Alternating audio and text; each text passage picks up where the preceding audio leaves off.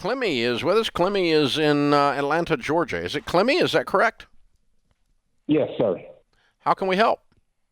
Hey, how you doing, fellas?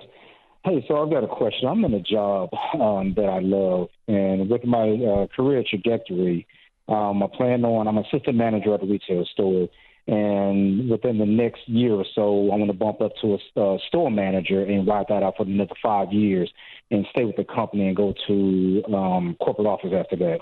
But my quandary is that I have credit card quotas to meet, and it goes against everything that I believe in.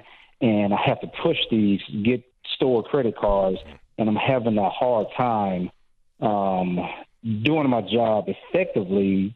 And also I don't want that to hinder me from moving up within my company. So I'm at a loss of what to do in this regard. How long you been with them? Since 2016, so I'm going on 5 years. What do you make? I'm at 60. How big a knot is in your stomach? Well, listening to you every day doesn't help any. Sorry about that, brother. Yeah, so I'm really pushing something I don't believe in. Clemmy, listen, brother, my friend, I crossed that same path. And here's the reality. It is truly a matter of you coming to understand that the skill set that you've been blessed to have, the way that you work, the way that you serve customer service and sales, that same skill set can be used elsewhere without you having to have a conflict of what you believe in.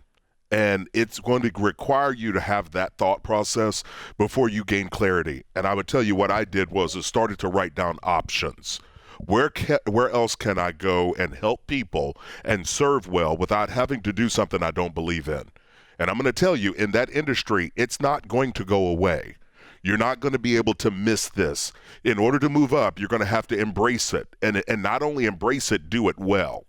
So that's where you're going to have that crisis of kind of internal conflict. You're going to have to change industries. But that doesn't mean you still can't serve people. Now, here 2 or 3 things come to mind. One is you've got a detailed career path laid out in your mind with this company. So you're not abandoning a $60,000 a year job that you hate. No. You're abandoning a dream that you've had. Yeah. If you leave this company. And that's going to be very hard to do. That's why this conflict is so real. And I'm not suggesting that you have to do this on principle. You're calling and saying that the principles are that you feel like you're in conflict. So one thing is, I think you need to, it's going to take you a little while, and you don't have to panic, and you're not stealing bubble gum from little children. I mean, this is not, you're just doing something that you don't feel good about, that you wouldn't do for your own kids. You wouldn't do for your mama. And, so you're violating your conscience in that regard. And so, but it's not, you're not doing anything illegal, and you're not doing anything immoral. So I would take my time and work my way into a new dream, a new career path that I can begin working on. And so, embrace some of Ken Coleman's materials at kencoleman.com. And, the Proximity Principle book, will give you a copy. I'll have Madison pick up and give you a copy. So that's kind of thing one is there's a real emotional process that probably is going to take more than 10 minutes. Okay? If they came in and said you had to do something illegal, that would take you about a minute and a half to walk out the door, right? Absolutely. But this is not that situation. This is just a rub is what this is, but it's a rub that's, like Chris said, it's not going away. Now, the second thing is to embrace what Chris's portion of advice was.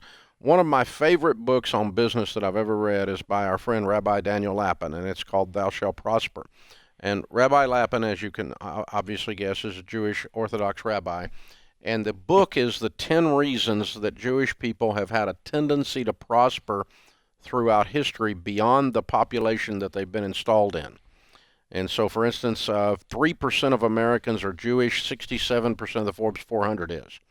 So these are 10 principles we all want to know, right? Those of us that aren't Jewish. But Rabbi and I have become really good friends over the years, and one of the 10 principles is that over a long period of time, it is almost impossible for someone to prosper doing something that they don't believe to be morally correct.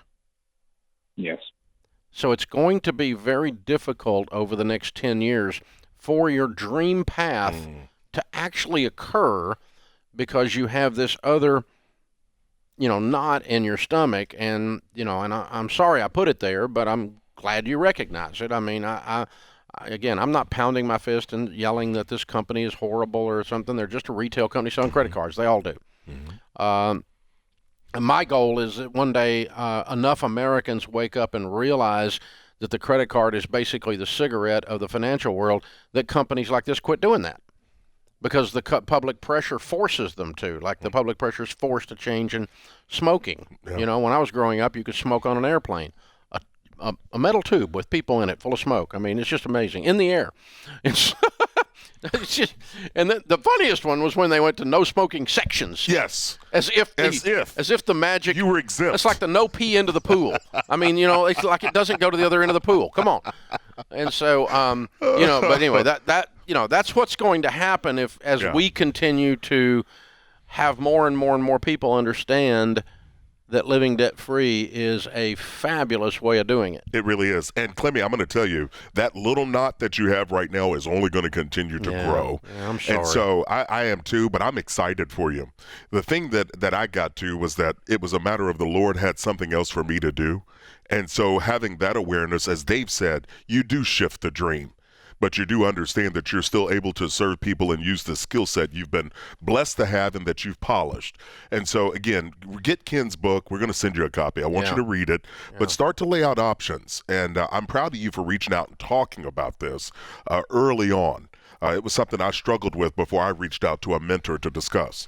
Yeah, I think the options is a big deal. When you've got a new dream that is as detailed as your current dream. Oh, man.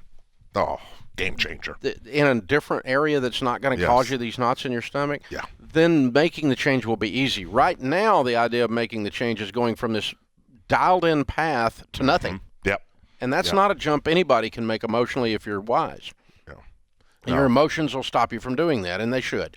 So take your time, and let's get a new dream detailed out. A new path that says I'm going to work here, and then I'm going to be a store manager, and then I'm going to be a regional manager, and then I'm going to work in the home office, and whatever it is. I mean, you had it laid out. I mean, you had it dialed in. And but I wish I could tell you that the big box, whatever it is, retailer, Home Depot, they'll wake up, Lowe's, whoever it is, Walmart, whoever it is, I don't know who it is, that I wish I could tell you they were going to quit peddling credit cards soon enough for your dream to come true, but they're not. Nope. They're not. Target. We're going to keep working on them at Ramsey, though. Yeah, we are. Until we bother them enough that enough people start to realize that I think we can create a whole movement. I think we are. We are going to create a whole movement.